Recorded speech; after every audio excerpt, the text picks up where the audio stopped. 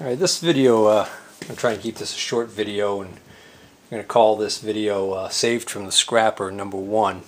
I had already showed you a few items I had been able to rescue from being thrown out from the estate that I had bought the Hendey and Atlas lathes from, and also that's the same estate that I had scrapped the Brown and Sharp number 2 horizontal mill.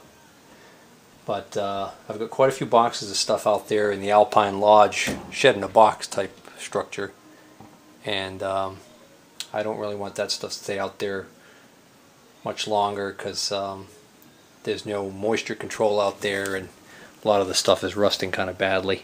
Some of this stuff probably should have just went right to the scrapper, may still do that, but time was of the essence, so I grabbed a lot of stuff and threw it in boxes. So we're going to do a run through one of these boxes right now. So one of the first things I noticed was there were several end mills, I guess for lack of a better term, that were in this box that were really big. That sucker right there is pretty darn huge.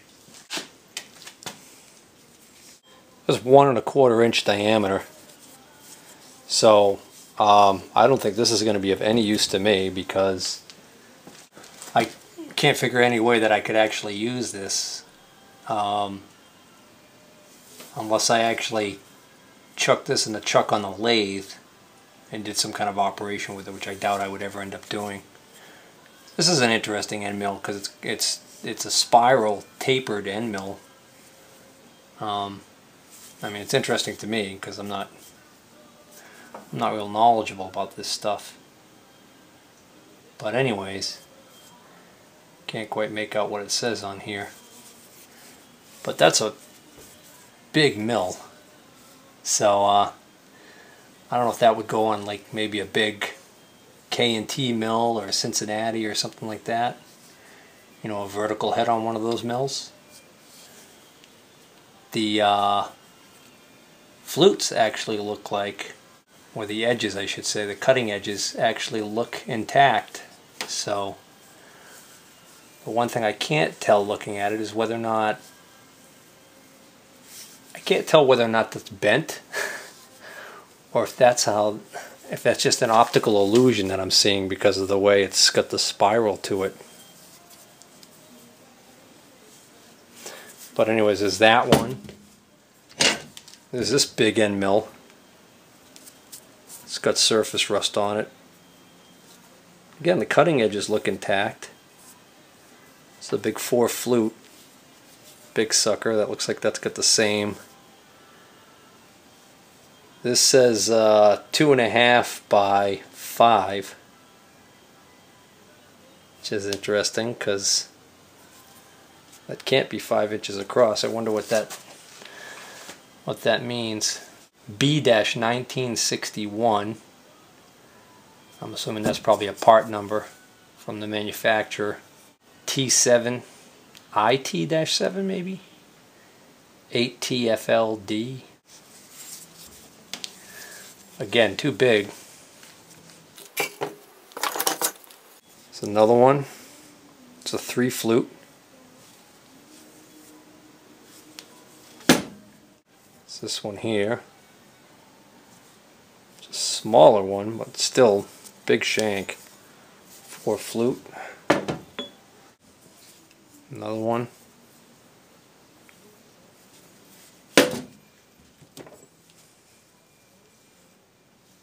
That one's got a point on it. That looks like that's been ground or something. What the deal is on that? Here's another one of these tapered ones. A lot smaller than that one though.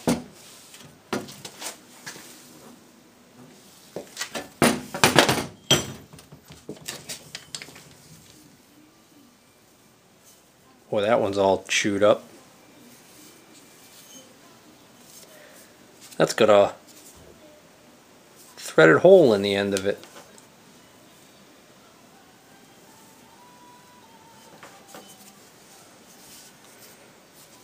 I wonder if I could use that to make something else.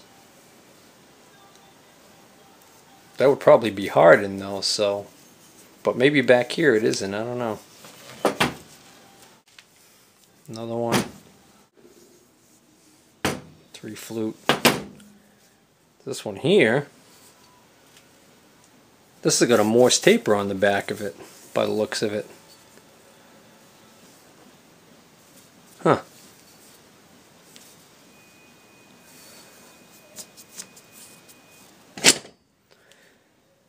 One and a quarter. Number 3 Morse taper. This is National high-speed steel.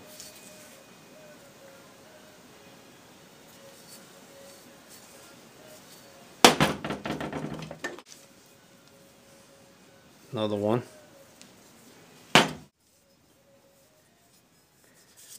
That's interesting. That's got a tang on the back of it, but it doesn't look...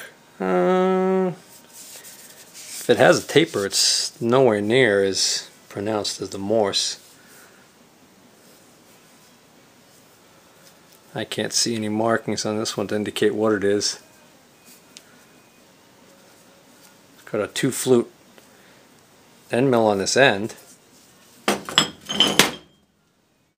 A big twist drill. Rusted, but believe it or not, the lips actually, cutting lips, look actually pretty good. That might clean up. Here's another one in the same boat.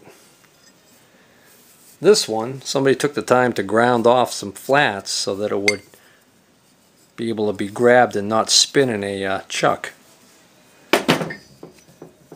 Here's another one of these, looks like a Morse taper on the back with an end mill, small one on the front. That's got 3, that's got 6 flutes.